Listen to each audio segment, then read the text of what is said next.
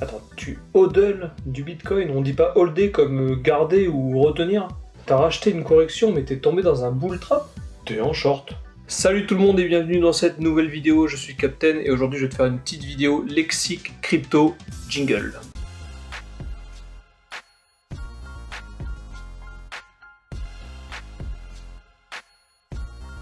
Avant de commencer, je t'invite à t'abonner à la chaîne, à te mettre un pouce à cette vidéo et à cliquer sur la cloche pour pas louper les prochaines vidéos. Et je t'invite également à me rejoindre sur mon groupe Telegram ainsi que sur mon compte Instagram. Sur mon groupe Telegram, on est une communauté de presque 100 personnes. C'est gratuit, j'y partage tous mes investissements. Tu peux m'y poser toutes les questions que tu veux. Et si je suis pas là pour répondre, il y aura toujours quelqu'un pour t'aider, il n'y a pas de souci. Si t'es comme moi il y a plusieurs années, tu dois être complètement perdu quand on te parle de correction, on te parle de long, on te parle de short.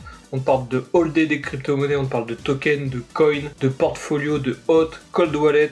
T'es complètement perdu, mais t'inquiète pas, il y a un lexique bien propre au monde de la crypto-monnaie et du trading. Et dans cette vidéo, je vais essayer de vulgariser un maximum de mots. Je vais pas faire une vidéo super longue, je vais prendre les plus importants. C'est parti. Allez, c'est parti. Déjà, je vais t'expliquer ce que c'est la différence entre un coin et un token. Un coin, il a sa propre blockchain et un token, il utilise une blockchain tiers. On a le cas de tous les tokens ERC20 qui en fait utilisent la blockchain Ethereum. Le market cap, c'est la capitalisation globale du marché. On prend toutes les crypto-monnaies qui sont en circulation, on multiplie chaque coin et chaque token par leur cours et on obtient la capitalisation globale du marché. C'est le market cap. Un bear c'est un ours. Quand on est un bear, ça veut dire qu'on est vendeur. Le marché, lui, il peut être bearish, ça veut dire il peut être en tendance baissière. Et un marché global qui fait que baisser, c'est un bear market. Il y a aussi les bear traps. Les bear traps, c'est quand le cours commence à descendre, que toi, tu commences à vendre parce que ça descend, et là, bim, ça remonte. C'est un piège pour les ours. Le bull, c'est le taureau. Le taureau, il achète, et le marché, lui, il peut être bullish. Bullish, c'est-à-dire qu'il grimpe, il monte, il fait que monter. On appelle ça aussi un bull market. Un bull market, c'est un marché qui fait que grimper. Il y a le bull trap aussi. Le bull trap, c'est que ça monte.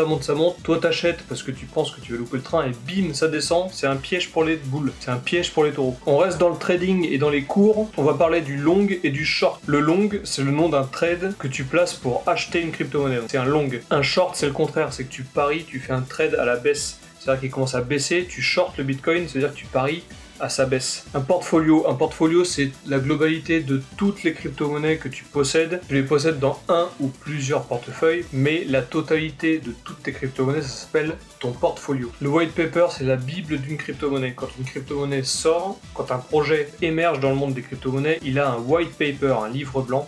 Il faut que tu le prennes et que tu le lises.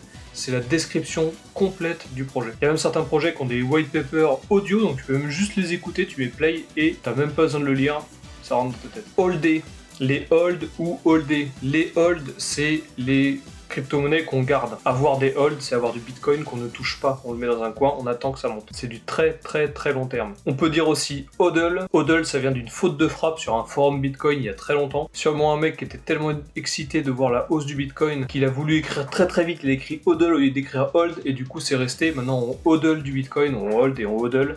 Et hodler, c'est encore pire que holder. Ça veut dire que tu gardes pour le très très très très très long terme. Le flippening, ça vient des fans de l'ETH, l'Ethereum. Les fans incontestés de l'Ethereum, ils sont persuadés que l'ETH va passer au-dessus du Bitcoin. Ça veut dire qu'il va avoir une capitalisation du marché plus haute que celle du Bitcoin. Pour l'instant, le Bitcoin, il domine le marché, mais les fans de l'ETH, de l'Ethereum, pensent que l'Ethereum va dominer le marché dans le futur. Ça s'appelle le flippening. Un scam, c'est une arnaque. Une arnaque, ça peut venir de plusieurs directions différentes. Tu peux te faire arnaquer en te faisant pirater, tu t'es fait scammer. Tu peux te faire arnaquer quand quelqu'un te demande ta clé privée, par exemple, de ton portefeuille. Dans ce cas-là, il t'arnaque puisqu'il récupère tes crypto-monnaies, et puis terminé, t'as plus rien. C'est un scam. Il y a des scams qui sont beaucoup plus organisés, comme carrément des crypto-monnaies, qui sont des scams puisqu'ils font des levées de fonds et après ils se barrent avec la caisse. Des scams dans le monde de la crypto-monnaie, il y en a partout, faut vraiment faire gaffe. Un shitcoin, c'est un coin qui ne sert à rien, c'est un projet qui est vide. On appelle ça un shitcoin, un coin de merde. Et souvent c'est des scams justement. Un stablecoin, c'est un coin qui est indexé sur une monnaie fiat. La plupart du temps, c'est indexé sur le dollar comme le BUSD, l'USDT. ou l'USDC. Un airdrop c'est un lancer de crypto-monnaie. Souvent les entreprises elles organisent des airdrops, les entreprises ou les influenceurs organisent des airdrops. Ça veut dire que soit ils récompensent les holders par exemple, les personnes qui gardent leur crypto-monnaie, en reversant un petit peu plus, et dans ce cas-là c'est global, ils font ça à tout le monde. Et il peut y avoir des airdrops aussi par rapport à des concours, tu peux participer à un concours et gagner des crypto-monnaies si jamais tu gagnes ce concours. Ça s'appelle un airdrop. C'est un peu ce que font les gouvernements avec le Covid actuellement, ils font des airdrops, ça veut dire qu'ils balancent de l'argent à tout le monde sur tous les comptes. Une correction, c'est quand le cours d'un actif monte depuis plusieurs mois, plusieurs semaines, plusieurs années, et il s'effondre. Alors il s'effondre pas complètement, mais il perd 20-30%. Dans le monde de la crypto-monnaie, c'est à peu près ce qui se passe. Il perd 20% et il latéralise pendant plusieurs jours, plusieurs semaines. Ça s'appelle une correction. Le phishing, c'est des mails frauduleux de la part de personnes qui se font passer pour des sociétés ou pour des influenceurs et qui te demandent soit des données personnelles, soit des clés privées pour te voler tes crypto-monnaies. Faut jamais répondre à ces mails-là, faut jamais rien donner. Et d'ailleurs, sur la plupart des plateformes, tu peux créer un anti-phishing et ça veut dire que tu auras un mot de passe sur tous les mails que tu recevras de crypto.com, Binance ou n'importe quoi d'autre. Et si ce mot de passe n'est pas présent, ça veut dire que c'est un faux mail. Les supports et les résistances. Le support, c'est une ligne virtuelle ou une oblique virtuelle où le cours va rebondir. Le cours d'un actif, si le Bitcoin descend, il va rebondir sur un support. Ça s'appelle un support. Et en haut, ça s'appelle une résistance. Pareil, ça peut être oblique ou ça peut être droit. Et le cours va rebondir dessus.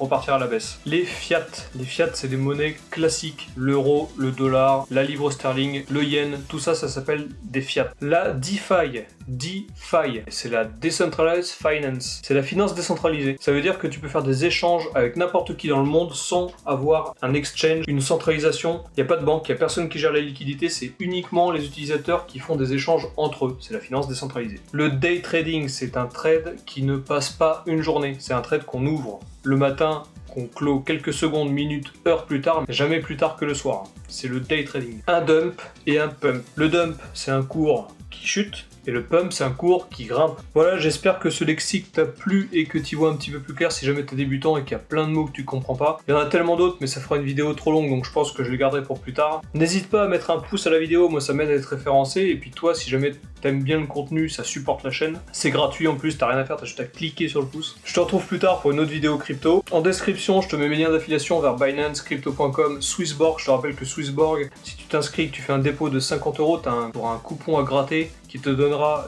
instantanément entre 1 et 100 € de Bitcoin sur ton compte direct. Oublie pas de t'abonner, cliquer sur la cloche, comme ça tu ne louperas pas les prochaines vidéos. Tu peux me rejoindre sur Telegram, sur Instagram pour prendre contact avec moi directement, y a pas de souci. Et sur ce, je te dis à la prochaine.